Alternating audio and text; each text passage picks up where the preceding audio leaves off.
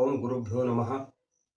ಒಂದು ಹಳೆ ಮಹಾತ್ಮರನ್ನು ಬಿಟ್ಟು ಉಳಿದವರೆಲ್ಲರೂ ಕೂಡ ಶ್ರೀಮಂತನಾಗುವ ಪ್ರಯತ್ನ ಮಾಡುತ್ತಲೇ ಇರುತ್ತಾರೆ. ಅಂದರೆ ಎಲ್ರಿಗೂ ಶ್ರೀಮಂತನಾಗುವ ಆಸೆ ಇದೆ. ಎಷ್ಟು ಶ್ರೀಮಂತನಾಗಬೇಕು ಅದು ಗೊತ್ತಿಲ್ಲ, ಅತಿ ಶ್ರೀಮಂತನಾಗಬೇಕು ಅಷ್ಟೇ ಗೊತ್ತು. ಅದಕ್ಕೆ ಇವರು ಏನು ಮಾಡ್ತಿರ್ತಾರೆ, ದಿನಾಲು ಮಂದಿರಕ್ಕೆ ಹೋಗಿ ದೇವರಲ್ಲಿ ದುಡ್ಡು ಬೇಡ್ತಿರ್ತಾರೆ. ಇವತ್ತು ಈ ದೇವರಲ್ಲಿ, ನಾಳೆ ಇನ್ನೊಂದು ದೇವರಲ್ಲಿ. ಏನು ಕೇಳೋದು? ಬರೀ ದುಡ್ಡು ಕೇಳ್ತಿರ್ತಾರೆ, ಅಥವಾ ದುಡ್ಡಿನಿಂದ ಈಡೇರುವಂತಹ ಒಂದು ಸೌಕರ್ಯವನ್ನ ದೇವರಲ್ಲಿ ಬೇಡಿಕೊಳ್ತಿರ್ತಾರೆ. ಎಲ್ಲರೂ ಇದನ್ನೇ ಅಪವಾದಾತ್ಮಕವಾಗಿ ಕೆಲವೊಂದು ಜನ ಭಿನ್ನ ಬೇಡಿಕೆಯನ್ನ ಮಾಡ್ತಿರ್ತಾರೆ.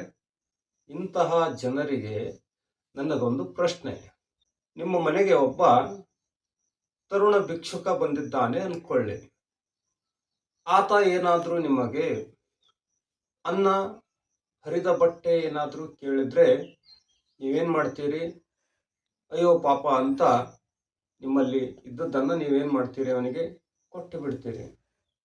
ಅದೇ ತರುಣ ಭಿಕ್ಷುಕ ಏನಾದರೂ ನಿಮಗೆ ಸ್ವಲ್ಪ ದುಡ್ಡೇನಾದರೂ ಕೇಳಿದ್ರೆ ನೋಡಿ, ಮನಸ್ಸು ಸಂಕೋಚ ಪಡುತ್ತೆ. ಯಾಕೆ?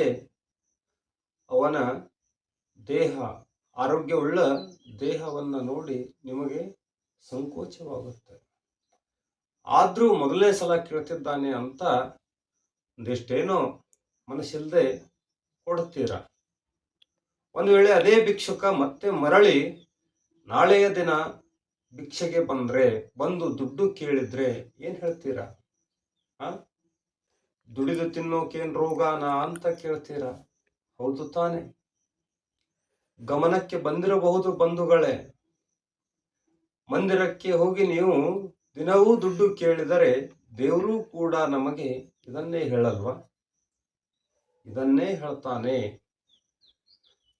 ಹೇಳುವ ತಾತ್ಪರ್ಯ ಏನು ಅಂದ್ರೆ, ಯಾರು ದುಡಿಯಲು ಸಾಧ್ಯವಿಲ್ವೋ, ಅಂದ್ರೆ ನಿಸ್ಸಹಾಯಕರು ಮಾತ್ರ ದೇವರಲ್ಲಿ ಅದನ್ನ ಕೇಳ್ಕೋಬೇಕೇ ವಿನಃ ದುಡಿಯುವ ಶಕ್ತಿ ಇದ್ದವರು ಯಾರೂ ಕೂಡ ದೇವರಲ್ಲಿ ದುಡ್ಡನ್ನು ಬೇಡಬಾರದೆಂಬುದೇ ನನ್ನ ಮಾತು. ಧನ್ಯವಾದಗಳು.